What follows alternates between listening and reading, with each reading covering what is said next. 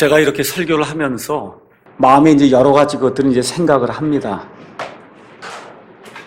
제가 설교를 이제 시작하면서 마음에 작정한 것은 성경의 어떤 그 특정한 한 부분만을 강조하지 않고 성경 전체를 성도들에게 알려줘야 되겠다. 이렇게 이제 작정을 하고 그리고 이제 목회를 이제 시작을 했습니다.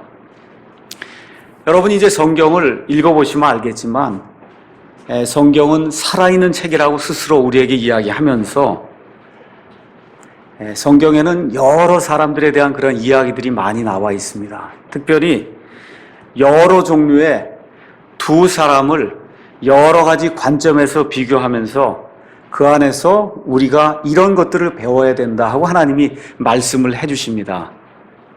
여러분이 잘 알고 있는 성경에 나오는 첫 번째 두 사람은 가인과 아벨이에요.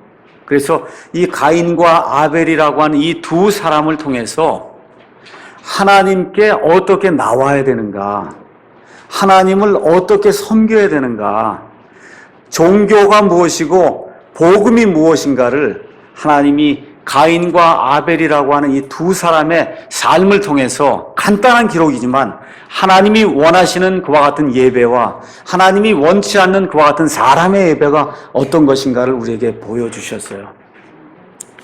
그 이후에 여러분이 또 잘 아시는 에서와 야곱이라는 쌍둥이가 이제 성경에 나옵니다.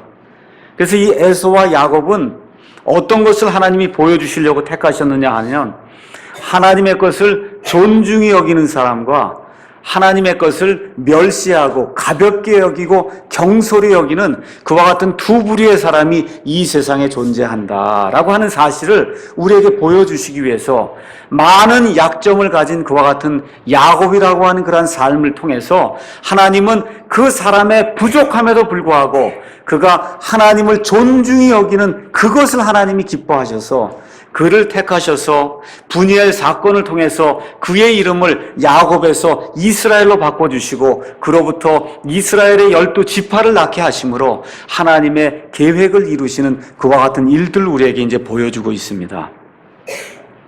그 외에도 성경에 여러 모양의 두 사람이 나오지만 오늘은 우리가 사울과 다윗이라고 하는 이 두 사람을 살펴보면서 하나님은 사람을 어떻게 선택하시는가? 지금 이 이야기는 특별히 지도자를 어떻게 선택하시는가? 구원받는 자를 어떻게 선택하시는가? 이 내용을 한번 살펴보려고 합니다. 여러분이 성경을 보시면 알겠지만 하나님은 사람을 사용해서 일을 하세요.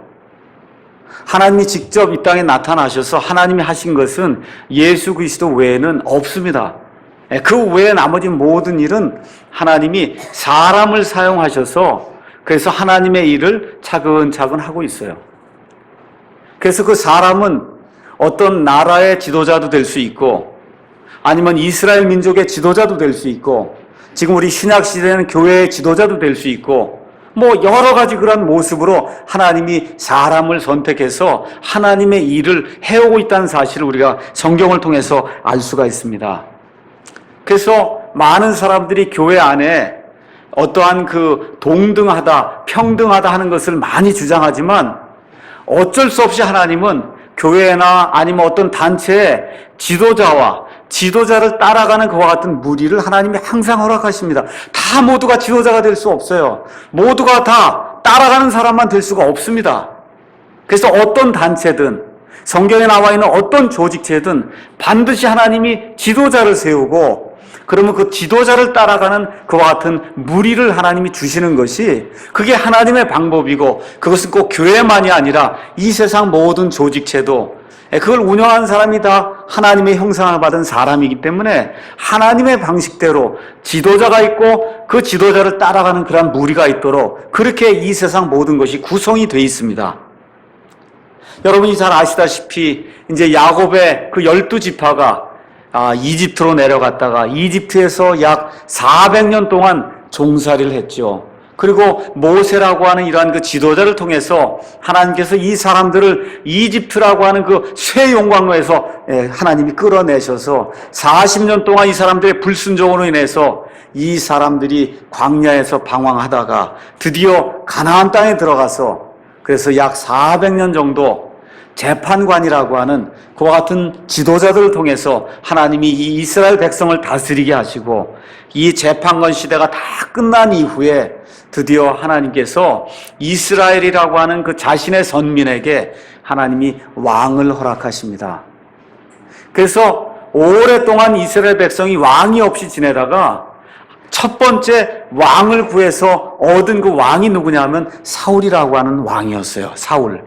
그러니까 대단히 명예로운 그와 같은 이 타이틀을 가지고 있고 명예로운 직위를 갖게 된 사람이 사울이에요. 몇천 년 동안 왕이 없이 지내다가 첫 번째로 하나님이 임명한 그런 왕이 됐으니까 얼마나 명예로운 그와 같은 그 직위를 이 사람이 차지했는지 저와 여러분이 이해할 수 있을 겁니다. 근데 사무엘기상 9장 2절에 가서 보니까 이 이스라엘의 초대 왕으로 선택을 받은 이 사울에 대해서 설명하면서 뭐라고 이야기하느냐 하면 이스라엘 사람 가운데 사울처럼 잘생긴 자가 없었고 사울은 얼마나 키가 컸는지 모든 사람이 사울하고 이렇게 비교를 하면 사울의 어깨 정도까지 그 정도까지 가지 않았다는 거예요. 그러니까 사울이 그만큼 이 머리 이만큼은 다른 사람보다 큰 인물이 출중하고 정말 잘생겨서 이 성경에 기록된 대로 이스라엘에서는 사울처럼 잘생기고 멋있고 키가 큰 사람이 없다고 지금 성경이 그렇게 기록을 하고 있습니다. 여러분이 가서 성경을 또 읽어보면 처음에 사울이 이렇게 임명을 받았을 때 너무 부끄러워갖고 물건 속에 숨어서 사울을 찾는데 나타나지 않을 정도로 이렇게 겸손한 그런 마음을 가진 사람이었다고 성경이 이야기를 하고 있습니다. 그래서 사울의 시작은 겸손해서 아주 좋았는데 문제가 그의 마음이 올바르지 못했기 때문에 그가 권력을 차지하게 되고 권세를 누리게 되고 많은 영화를 누리게 되고 힘을 갖게 될 때 드디어 교만하게 됐다 하는 그런 사실을 성경이 보여주고 있습니다. 그래서 사무엘기상 13장에 가서 보면은 사무엘을 기다리다가 사무엘이 나타나지 않으니까 직접 자기가 하나님께 예물 드리는 제사장 역할을 하는 그와 같은 악한 일을 저지르게 되고 그 이후에는 사무엘기상 15장에 가서 보니까 하나님께서 아말렉 족속을 완전히 진멸하라고 명백한 것과 같은 명령을 내렸는데도 불구하고 이 아말렉 족속의 왕 아각을 살려주고 또 자기의 명예를 위해서 자기의 재물을 위해서 이 사람들의 모든 것들을 진멸하지 않고 소와 양들을 가져오는 그래서 하나님의 명령에 명백하게 불순종하는 그와 같은 죄악을 짓고 사무엘이 그것을 꾸짖자 또 어떻게 해요? 거짓말하는 그와 같은 죄악을 지음으로 말미암아 하나님께서 그의 마음을 내려다보시고 너는 더 이상 이스라엘의 왕이 될 수 없다고 하나님이 선언하는 그런 내용이 그 안에 들어 있습니다. 자, 그 다음에 또 하나님께서 이 다윗이라고 한 사람을 일으켜서 이 블레셋의 장수 골리앗과 싸워서 이기도록 만들어 줬거든요. 그래서 사람들의 마음이 지금 다윗에게로 향하고 있는데 사울은 무엇을 걱정하느냐 하면 내가 어떻게 하든지 이 나라를 내 아들 요나단에게 넘겨줘야 되겠다 하는 그런 마음 때문에 그 마음 하나 때문에 다윗을 그렇게 미워한 거예요. 사람의 온 마음이 지금 다윗에게로 향하고 하나님도 다윗을 기뻐하고 사무엘도 다윗을 기뻐하고 모든 사람들이 다 그렇게 하는데 단 한 가지 이유, 내 나라를 내 아들 요나단에게 넘겨줘야 되겠다. 심지어 자기 아들 요나단마저도 다윗이 왕이 돼야 됩니다 하고 이야기하는데도 그 욕심을 버리지 못하고 아들에게 왕권을 넘겨줘야 되겠다는 그러한 그 욕심 때문에 그래서 온 삶을 피폐하게 만드는 그와 같은 죄악을 짓습니다. 우리 교회 안에도 요새 세습이 얼마나 많아요. 세습. 아들이 잘하는데 성도들이 원해서 목사가 다시 아들에게 목사를 시키는 것은 그건 바람직한 일이에요. 누구나 그렇게 할 수 있습니다. 근데 자격이 안 되고 도저히 이건 될 수 없는 것 같은 그 과정을 통해서 아들에게 이 세습을 시키는 것은 김일성이 김정일에게 세습시키는 것 그 이상으로 하나님 보실 때에는 악한 거예요. 아주 악한 거예요. 그래서 지금 사울이 멸망하게 된 그 원인 중에 하나가 자기 아들에게 왕권을 넘겨주려고 하는 그 욕심 때문에 그게 들어가서 평생 다윗을 잡아 죽이려고 하는 그와 같은 악한 일을 도모하게 된 겁니다. 다니엘서 4장에 가서 보니까 느부갓네살이라고 하는 그런 왕이 있는데 그 왕이 어느 날 자기가 이룩해 놓은 그와 같은 바빌론 왕국을 보니까 내 영광과 내 권세가 얼마나 크기에 내가 이 모든 것을 다 이루었는가라고 이야기할 때 하나님께서 그에게 멸망을 선포하셔서 그가 들짐승처럼 돼서 정말 들에 나가서 이슬을 먹고 정말 왕조에서 쫓겨나는 그와 같은 일들을 겪게 되는 그런 일이 있어요. 그 일이 다 있은 다음에 다시 느부갓네살이 왕좌를 차지하게 되는데 그 왕좌를 차지하면서 느끼게 된 것이 뭐냐 하면 하나님께서는 하나님이 원하시는 사람에게 왕국도 주시고 하나님이 원하시는 사람에게 지도자의 지위도 주시고 하나님이 원하시는 사람에게 주신다라고 하는 그런 사실을 느부갓네살이 깨닫고 하나님께 돌아와 회개하는 그와 같은 대목이 나옵니다. 자, 이렇게 돼서 사무엘이라고 하는 하나님의 대언자가 사울이라고 하는 아주 인물이 좋고 정말 멋있는 것과 같은 사람을 택해서 정말 이스라엘의 초대 왕으로 만들었는데 날이 가면 갈수록 하나님의 뜻을 어기고 사람들에게도 영광을 받지 못하는 이와 같은 일을 하게 되니까 사무엘의 마음이 너무 아팠습니다.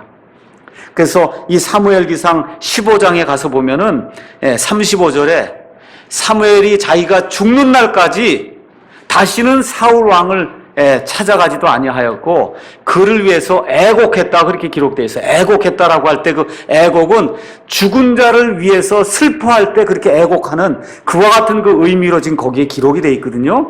자기가 왕으로 세워서 이스라엘의 초대 왕으로 만들었는데 그 사람이 이렇게 타락을 해서 하나님을 기쁘게 하지 못하는 그와 같은 저주받은 그와 같은 위치에 들어가는 것을 보고 사무엘이 죽은 자를 위해서 애곡하듯이 그렇게 애곡했다고 성경이 그렇게 기록을 하고 있습니다. 그런데 오늘 하나님께서 사무엘기상 16장이 시작이 되면서 사무엘에게 뭐라고 이야기합니까? 내가 어느 때까지 그렇게 애곡만 하고 앉아있겠냐? 이제 그게 아니라 내가 지금부터 하려고 하는 그 일을 하라고 하나님이 사무엘을 다시 한번 부르시는 그러한 대목이 있어요. 그래서 어떻게 하라는 거예요? 베들레헴이라고 하는 그 유다의 도시에 가서 유다 지파에 속한 그 도시에 가서 이새의 아들 중에서 한 사람을 취해서 그 사람에게 기름을 부어갖고 그래서 사울 이후에 이 이스라엘 백성을 치리할 것 같은 왕을 삼으라는 겁니다. 자, 그런데 이제 문제가 생겼어요. 어떤 문제가 생겼냐면 지금 사무엘은 어디에 거하고 있냐면 베냐민 지파, 이스라엘 여러분이 가서 보시면 이 이스라엘의 그 한중간에 베냐민 지파가 있고 바로 그 밑에 유다 지파가 있어요. 근데 지금 사무엘은 지금 어디서 살고 있냐면 베냐민 지파의 라마라고 하는 그런 지방에서 살고 있습니다. 그래서 베냐민 지파에서 지금 유다 지파에 속한 베들레헴에 가려면은 거리가 한 15km쯤 되는데 어디를 통과해야 되냐면 사울의 군사들이 지금 주둔해 있는 기브아라고 하는 사울의 도시를 통과해야만 그래야 지금 베들레헴에 갈 수 있는 거예요. 그러니까 사무엘이 하나님께 뭐라고 얘기하는 겁니까? 만일 제가 지금 라마를 떠나서 베들레헴으로 가면 그러면 사울의 그 기브아를 통과해야 되는데 거기엔 사울의 군대가 지금 주둔해 있지 않습니까? 그러면 내가 거기 가서 무슨 일을 하려고 하면 분명히 왕을 세우는 줄로 알고 그러면 사울이 나를 그대로 남겨두지 않고 나를 죽일 것입니다 하고 하나님께 말씀을 드리니까 하나님께서 지혜를 주시면서 내가 예루살렘에 베들레헴에 가서 하나님께 희생물 드리러 간다라고 이야기하고 그리고 내려가라 해서 지금 사무엘이 하나님의 음성에 순종해서 그래서 이새의 아들들 가운데 하나를 택해서 하나님의 왕으로 삼으려고 하는 그런 대목이 이 안에 이제 기록이 되어 있습니다.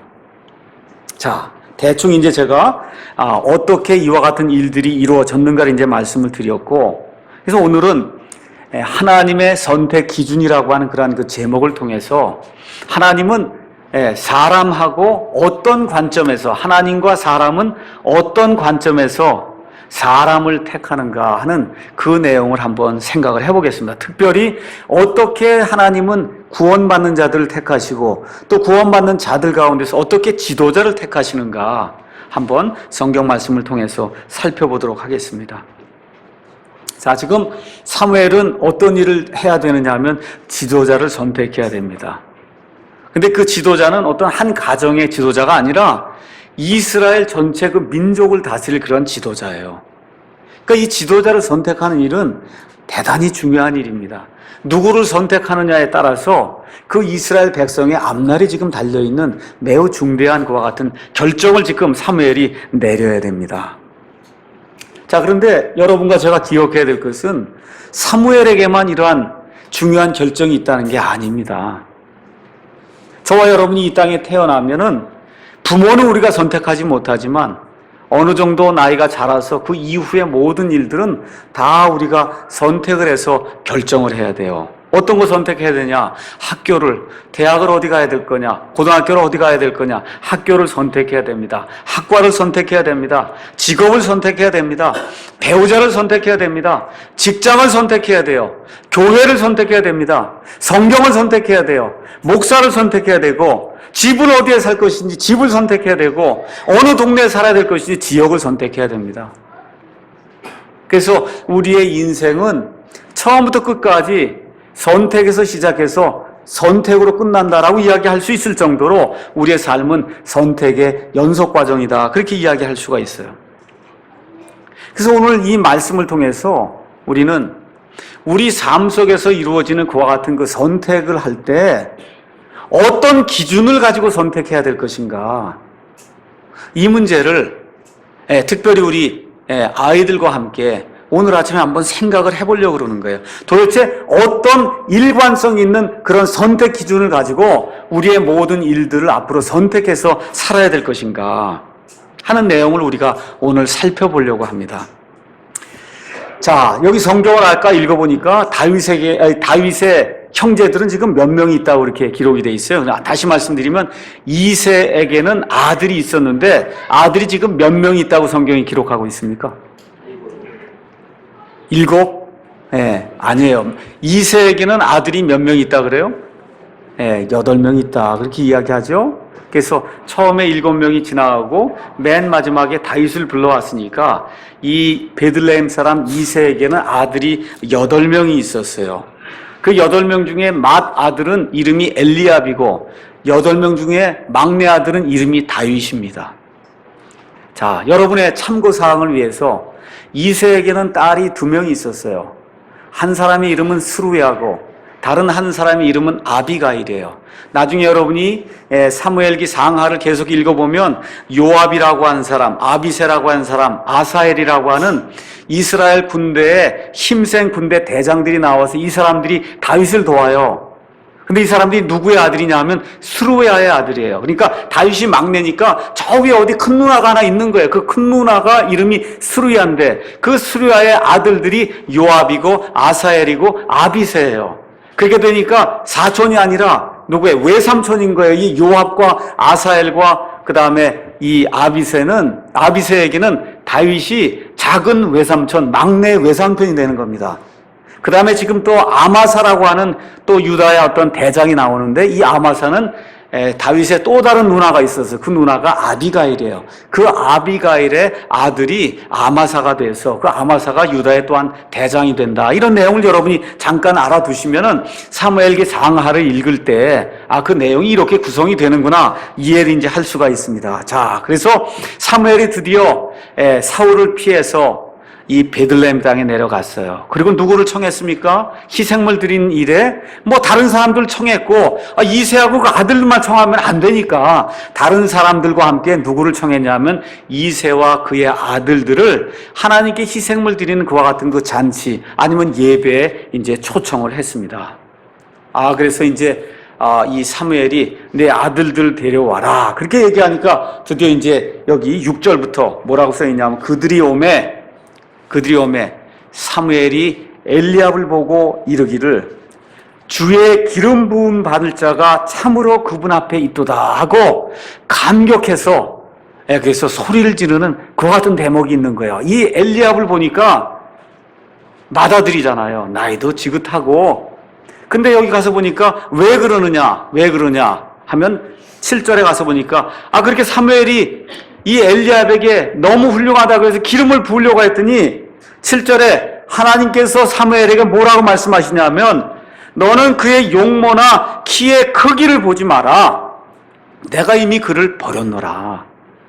그러면서 뭐라고 말씀하시냐면 나 하나님은 사람이 보는 것과 달리 본다.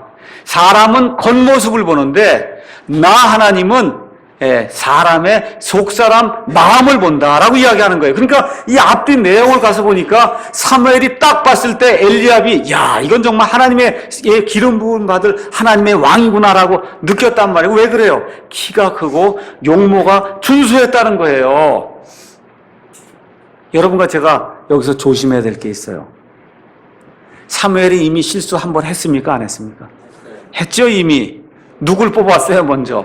사울을 뽑았잖아요. 근데 사울 뽑을 때 성경이 뭐라 그래요? 이스라엘 가운데서 사울처럼 잘생기고 키가 큰 사람이 없었다는 거예요. 그런데 어떻게 돼요 나중에? 이 교만해갖고 완전히 하나님이 미워하는 그런 사람으로 전락해버렸거든요. 그런데 사무엘이 아직도 그걸 깨닫지 못하고는 맏아들 지금 엘리압이 탁 나와서 보니까 아마 이 사람도 사울만큼이나 키가 크고 용모가 준수한 것을 보고는 뭐라 그래요? 야 정말 하나님이 선택해서 왕으로 삼을 자가 지금 이 앞에 있구나 하고는 지금 기름을 부으려고 하는 이와 같은 실수를 지금 저지르고 있습니다. 여러분 사무엘이 하나님의 사람입니까? 아닙니까? 저와 여러분보다 훨씬 더 나은 하나님의 사람이에요. 맞죠? 일평생을 나사렛 사람으로 살면서 포도 주스 하나 먹어보지 않고 하나님께 헌신해서 끝까지 살다간 하나님의 사람인데 지금 실수를 지금 연거푸 2번이나 하는 거예요. 이 중대한 실수를. 사무엘기상 8장에 가서 보니까 사무엘이 나이가 들어서 자기 아들들을 또 재판관으로 삼았어요. 근데 이 아들들 둘이 잘합니까? 못합니까? 못해요. 어떻게 해요? 뇌물을 취하고 재판하려면 재판을 똑바로 해야 되는데 재판을 굽게 만들어서 그래서 재판이 올바로 되지 않도록 하니까 사람들이 어떻게 해요? 당신은 늙었고 당신의 아들들은 이와 같은 악한 일을 하니 우리도 왕이 필요합니다라고 이렇게 주장을 해서 결국은 이 이스라엘 백성이 왕을 갖게 된 거거든요. 그러니까 지금 사무엘이라고 하는 하나님의 사람이 아들도 제대로 키우지 못하고 사람을 보는 그런 눈이 일반 사람들 보는 그와 같은 식으로 사람을 보는 그와 같은 잘못을 저지르고 있다. 성경이 지금 그렇게 이야기를 하고 있는 겁니다. 자, 이렇게 돼갖고 몇 명이 지나갔어요. 맏아들부터 시작해서 이 7번째 아들까지 다 지나갔는데 하나님 뭐라 그래요? 내가 이미 그들을 버렸다는 거예요. 내가 이미 그들을 버렸다.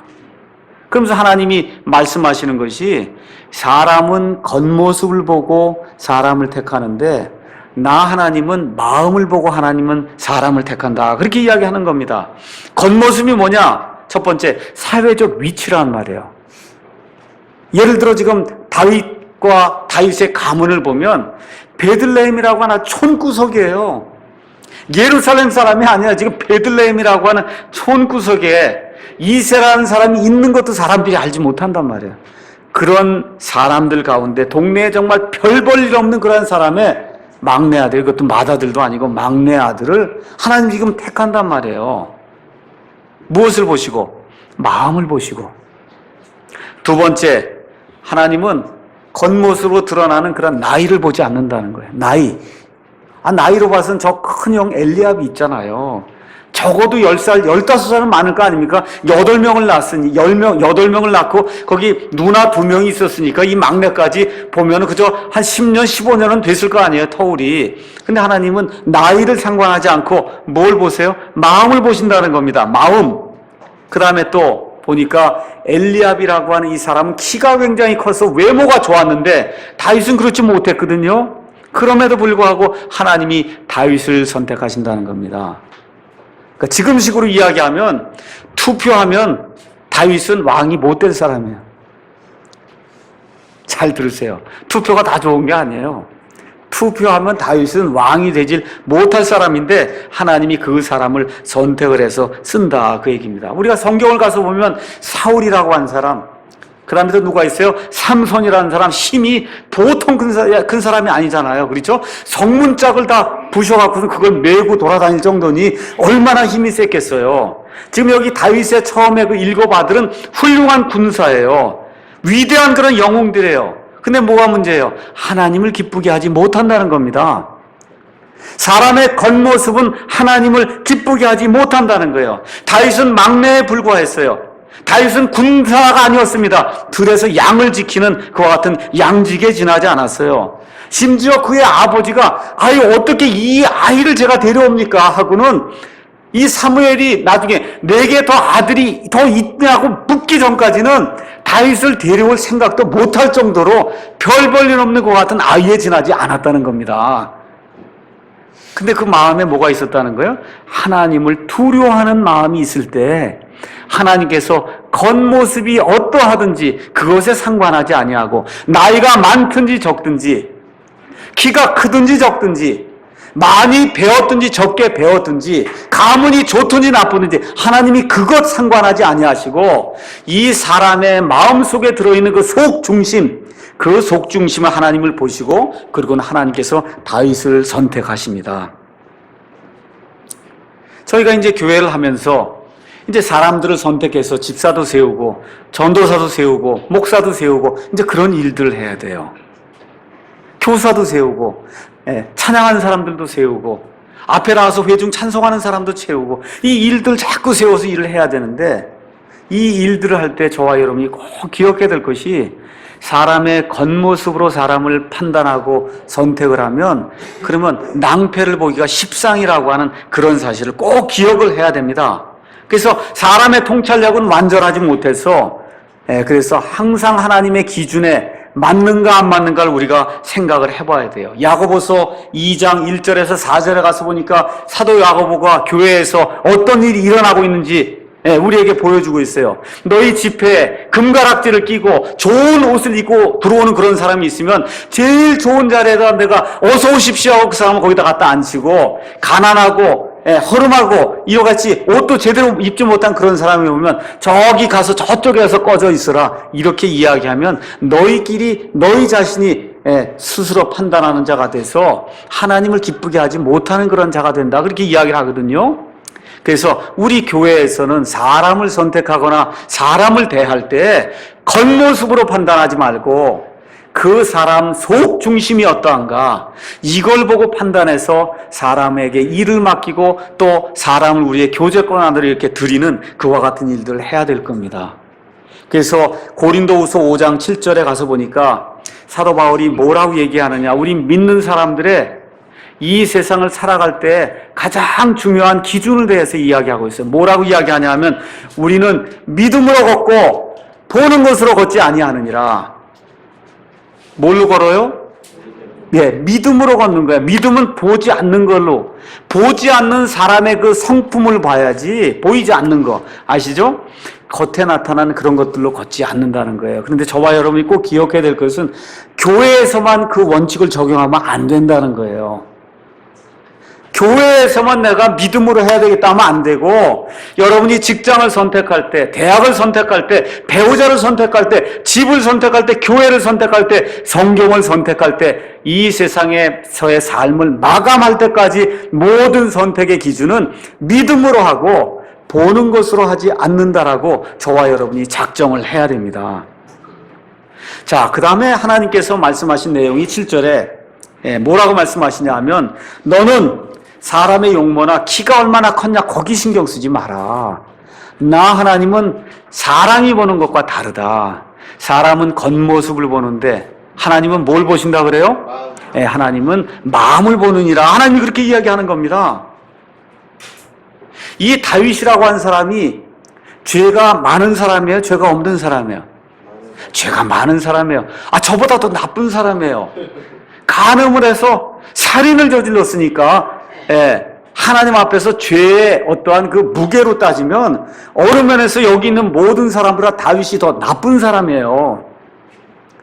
그러니까 다윗이 뭐 착해갖고 하나님이 다윗을 선택한 게 아니라는 겁니다. 하나님이 다윗을 선택한 건 하나님의 마음으로 내려다 보니까 하나님의 마음에 다윗의 마음이 합해서 그래서 너는 내 마음에 합한 사람이다라고 하는 그러한 하나님이 호칭을 주시면서 다윗을 구해냈거든요. 시편 51편 10절에 가서 보니까 하나님은 내 마음에 깨끗한 마음을 창조해 주십시오. 그리고 또 뭐라 그래? 17절에 하나님이 기뻐하시는 것은 어떠한 순양의 어떤 제물이나 희생물이 아니라 상하고 통회하는 그와 같은 마음을 하나님이 기뻐하신다. 다윗이 이걸 알았던 사람이에요. 여러분, 에서하고 다윗, 야곱을 한번 보세요. 누가 더 마음이 좋은 사람 같아요? 에서가 마음이 좋은 사람이에요. 자기 동생을 그렇게 용서해주고 400명을 데리고 나와서 죽이려고 하다가도 동생이 와서 잘못했습니다. 그러니까 용서해주고 그러니까 진짜로 사람 좋은 거를 따지면 호인으로 따지면 에서가 더 좋은 사람인데 하나님은 누굴 택해요? 야곱을 택해요. 왜 야곱을 택해요? 그 야곱의 마음 속에는 하나님의 것을 존중히 여겨야 되는 그런 마음이 있는데 반해서 에서는 사람은 좋은데 하나님의 것에 관심이 없는 사람이에요. 하나님은 속주인심을 보신다 그렇게 이야기하는 겁니다. 그래서 잠언 3장 23절에 내 마음을 다해서 열심을 다해서 내 마음을 부지런히 지키라는 겁니다. 왜 그러냐? 이 마음에서 생명의 근원이 나오기 때문에 그렇다. 지금 잠언 기자가 이야기를 하는 거거든요. 열심을 다해서 내 마음을 지켜야 된다는 거예요. 열심을 다해라. 부지런히. 그래서 이 마음을 지켜야지만 그래야 생명의 근원, 인생의 모든 문제가 이 마음 속에서 나오기 때문에 이 마음을 지켜야 된다고 그렇게 이야기하는 겁니다. 예레미야 17장 9절에서 10절에 가서 보니까 이 세상의 모든 것이 있는데 이 만물보다 더 부패하고 극도로 사악한 것인데 그게 마음이다. 그렇게 이야기하는 거예요. 그래서 내 마음 나도 몰라 그렇게 얘기하는 겁니다. 저희가 내 마음 나도 몰라 아는 것 같은데 모르는 게 우리의 마음이에요. 그래서 열심을 다해서 우리의 마음을 지키지 않으면은 그럼 마귀가 와서 이렇게 유혹하는 말을 하게 될 때 넘어갈 수밖에 없다. 성경이 그렇게 이야기하는 겁니다. 그래서 저와 여러분이 이 신구약 성경을 읽으면 하나님의 귀한 사람들이 죄악에 빠지는 걸 우리가 본단 말이에요. 왜 그래요? 열심을 다해서 마음을 지키지 않기 때문에 이와 같은 일이 생긴다. 그래서 하나님은 속중심, 마음을 본다. 성경이 그렇게 이야기를 하는 겁니다. 사도행전 8장에 가서 보면 하나님의 일을 하려고 하던 그런 사람이 있습니다. 이름이 누구냐 하면 시몬이라는 사람이에요. 빌립이라고 하는 사람이 사마리아 시에 가서 하나님의 말씀을 열심히 선포했더니 그 안에 많은 사람들이 구원받았어요. 그 중에 한 사람이 이름이 누구냐면 시몬이에요. 시몬 마구스라고 하는 사람이 구원을 받았거든요. 침례를 받았어요. 그랬다는 소식을 예루살렘에 있던 사도들이 듣고는 누구누구를 보냈냐면 베드로와 요한을 보냈는데 베드로와 요한이 가서 보니까 이 사람들이 구원받고 침례를 받았는데 아직 성령님을 받지 못한 거예요.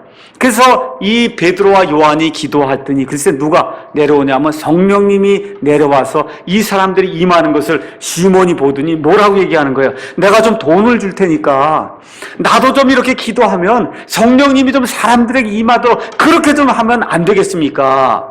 라고 베드로에게 부탁을 하니까 베드로가 뭐라고 하느냐 하면 내 마음이 하나님 앞에서 바르지 못하기 때문에 내가 이것을 회개하지 아니하면 그러면 하나님께 저주를 받는다고 그렇게 정죄하는 그런 대목이 나오거든요.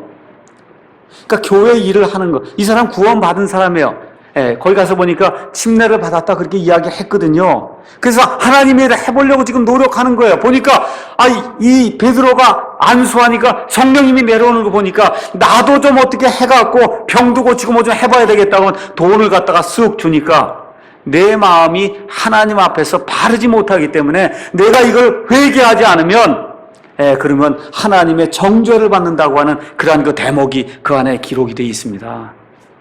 그러니까 하나님은 구원받을 때에도 마음을 보시고 구원받은 이후에도 내가 하나님의 일을 해봐야 되겠습니다 하고 뭘 할 때 사람의 방법이나 뭘 수단을 가지고 뭘 해보려고 하면 그럼 뭐라 그래 하나님이? 내 마음이 올바르지 않기 때문에 내가 그거를 받지 않는다고 이야기하는 거예요. 사람의 숫자가 얼마나 되든지 하나님 거기에 상관하지 않으십니다.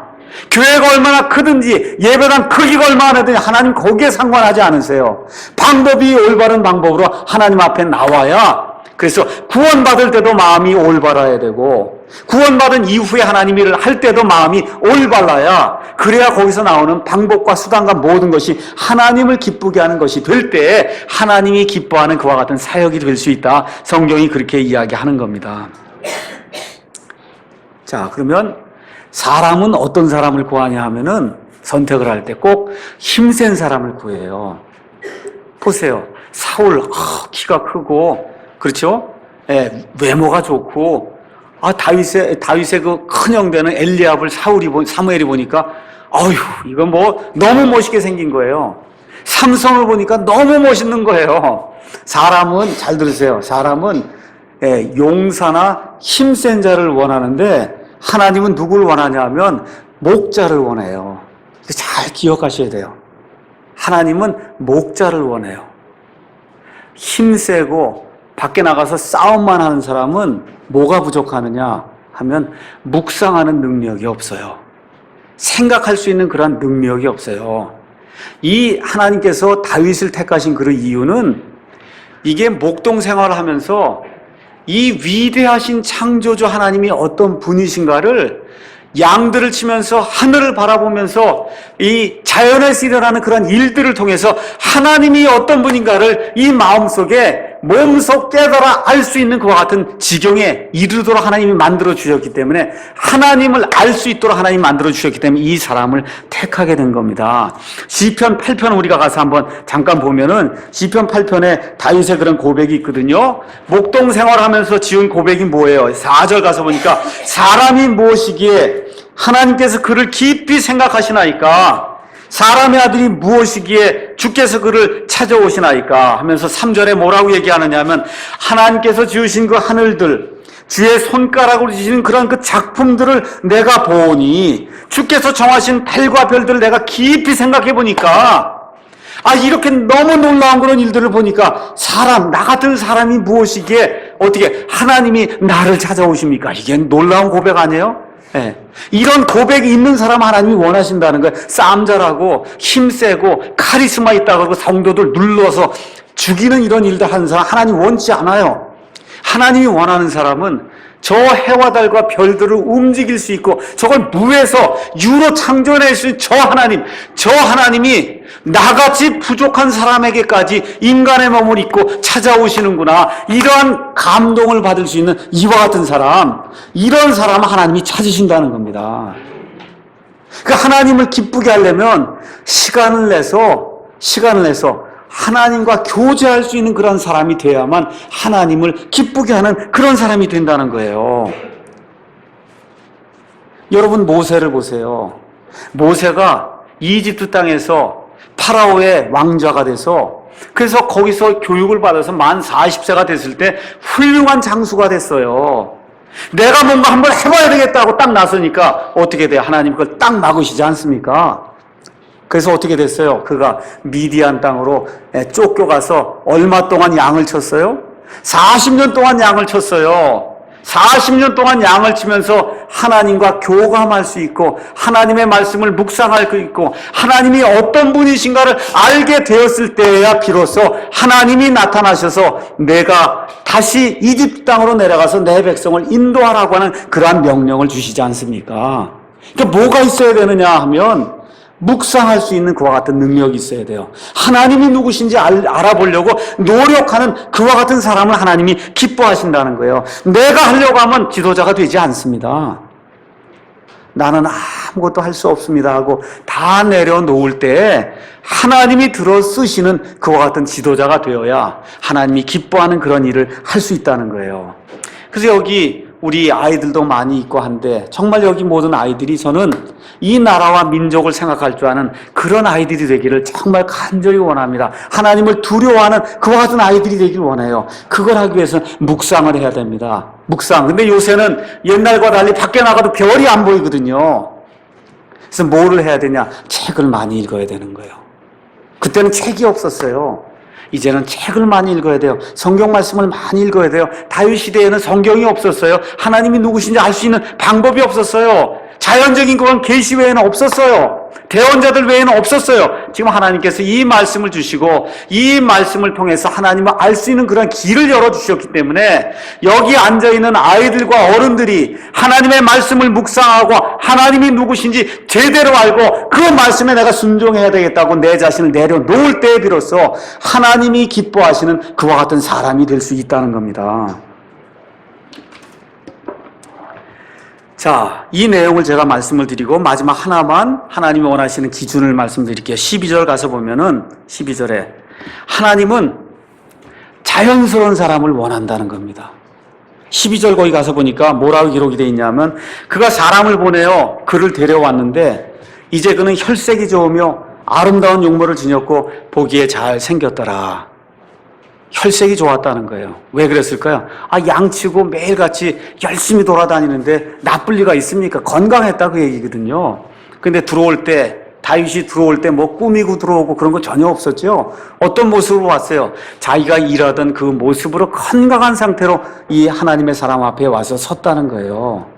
그래서 교회의 지도자가 되려고 할 때 무언가를 꾸며서 나는 다른 사람하고 좀 다르다는 그런 모습으로 오려고 생각하면 하나님이 기뻐하지 않습니다. 집사가 되든 교사가 되든 목사가 되든 이 교회 안에서는 다른 모든 형제가 똑같아야 돼요. 똑같아야 돼. 자연스러운 모습으로 이 하나님의 사람 앞에 서게 될 때 그 이후로 하나님의 영이 그와 함께 하셨다고 성경이 그렇게 기록하고 있지 않습니까? 사무엘이 기름불을 취하여 그의 형제들 가운데서 그에게 기름을 부으니 뭐라고 그래요? 그날 이후로 주의 영께서 다윗에게 임하시니라. 바로 그날 이후부터 다윗이 어디를 가든지 하나님께서 그와 함께 하심으로 그가 형통한 자가 되었다고 성경이 기록을 하는 겁니다. 그래서 자연스러운 그런 모습의 지도자가 되어야 되겠다. 이렇게 우리가 작정을 해야 됩니다. 자, 그러면 하나님의 그 선택 기준을 다 이야기하고 마지막 하나만 제가 말씀을 하고 마치겠어요.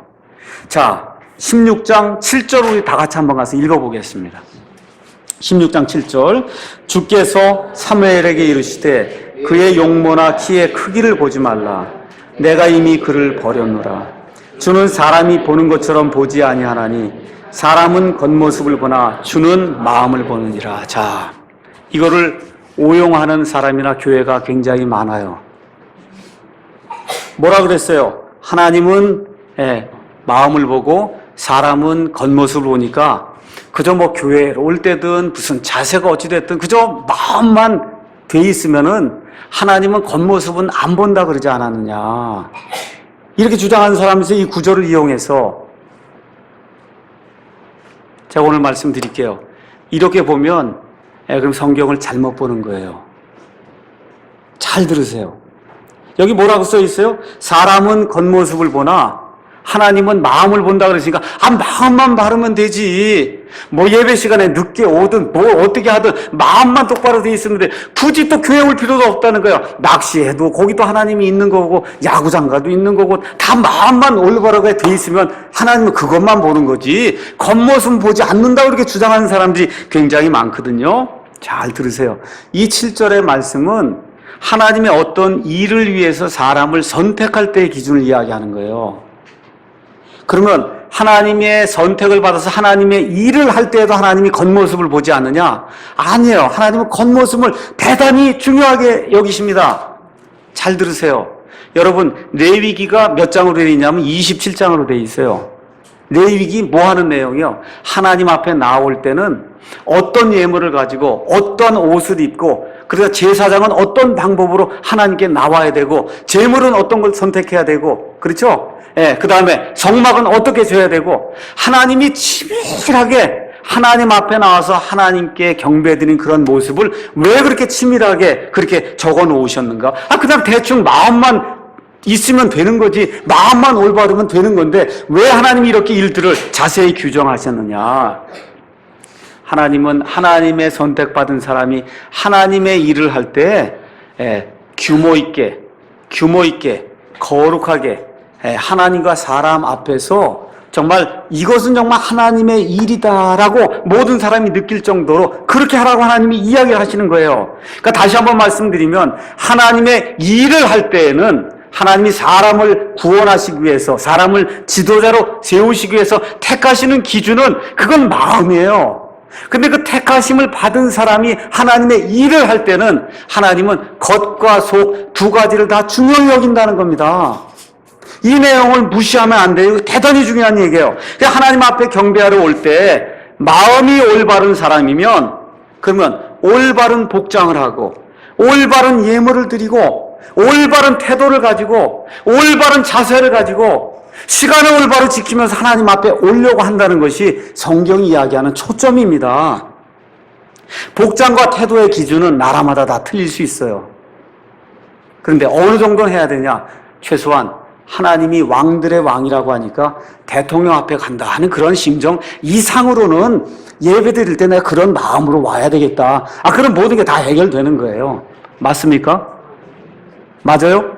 예. 그래서 최소한 결혼식장 가는 거 이상은 내가 좀 미리 좀 와서, 그렇죠? 좀 최대한으로 하나님께 예의를 표시해야 되겠다. 이렇게 이야기하는 것은 그건 너무 당연한 건데 이거를 율법이라고 얘기하고 율법주의라고 얘기하는 것은 그것은 성경을 반만하는 거예요. 성경을 반만하는 거예요. 진짜 성경을 제대로 알게 되면 하나님은 일을 할 때 하나님의 일을 하는 사람이 겉과 속 두 가지를 다 중요하게 여긴다는 사실을 누구나 다 알 수가 있습니다. 저는 강요하지 않아요. 알려만 드리는 거예요. 하나님의 마음이 그렇다. 하나님의 마음이 그렇다고 알려만 드리는 거예요. 하고 안 하고는 여러분에게 달려 있어요.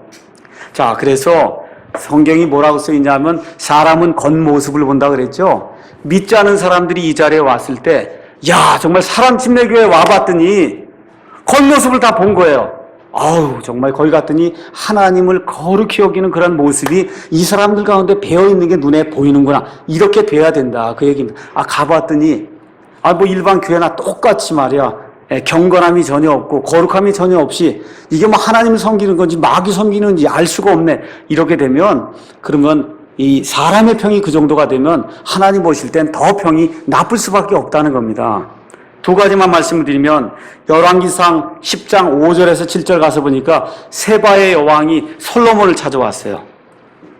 근데 그 솔로몬의 그 종들이 나라의 일들을 집행하면서 심지어 잔을 나르는 것까지 얼마나 규모 있게 질서 있게 하는지 난 정신이 없었다고 그렇게 기록이 돼 있어요. 그러면서 어떤 일이 발생해요? 야, 솔로몬 당신의 하나님은 정말 놀라운 하나님이나 하고 하나님의 이름을 찬양하는 그런 대목이 그 안에 기록이 돼 있어요. 신약성경 고린도전서 14장 23절에 가서 보니까 사도 바울이 뭐라고 얘기합니까? 교회에 믿지 않는 사람이나 배우지 못한 자가 들어와서 보니까 다 썰라 되면서 랄랄랄라 대고 방언하면 너희 보고 미친 자라고 그러지 않겠느냐? 미친 자라고 그러지 않겠냐? 그렇게 기록하고 있어요. 이게 무슨 얘기입니까? 사람은 겉모습을 본다는 거예요. 그런데 하나님을 섬기는 그런 사람들의 속중심이 바르게 되면 겉으로 드러나는 것도 하나님과 사람 앞에 상식적인 것으로 드러날 수밖에 없다는 겁니다. 이거 결코 율법주의를 얘기하는 것이 아니에요. 창세기부터 요한계시록까지 나와 있는 하나님의 말씀은 하나님의 사람이 거룩하게 하나님 앞에 나와서 하나님의 일을 규모 있게 질서 있게 바르게 아름답게 그렇게 하는 일을 하나님이 기뻐하신다고 성경이 이야기를 하는 겁니다. 그래서 잘못하면 어떻게 된다 그러는 거예요? 이건 미치지 않았느냐 그렇게 얘기한다는 거예요. 교회에서 꽝꽝대고 교회 안에서 말이에요. 목사가 썰라대고 이렇게 하면 사람들이 들어와서 저 사람 미쳤냐 그러지 않겠냐. 왜 그래요? 겉모습이 벌써 틀렸거든요. 맞습니까? 그래서 이 내용을 우리가 기억을 하되 뭘 기억을 해야 되냐 하면 부모가 하는 대로 아이들이 따라 한다는 겁니다. 다른 거 없어요. 부모가 어떻게 하나님을 섬기고 어떻게 하나님을 존중해 하는가를 아이들이 그대로 따라 하는 겁니다. 결론 말씀드리겠습니다. 여러분과 저는 하나님 앞에서 마음이 올바릅니까? 올바른 사람만 하나님을 찾을 수밖에 없어요. 그 사람만 하나님만 찾아요. 하나님의 징책이 있을 때, 징계가 있을 때 여러분 마음을 부드럽게 하고 하나님의 그 징계에 순종을 하고 돌이키십니까? 이 마음이 있어야 하나님이 기뻐하신다는 거예요. 여러분 상한 심령으로 주일 아침에 오십니까? 상한 심령으로 매일매일 주여 저는 아무것도 할 수 없습니다. 이런 상한 심령으로 아침마다 일어나서 기도하고 하루하루를 살아가고 있습니까?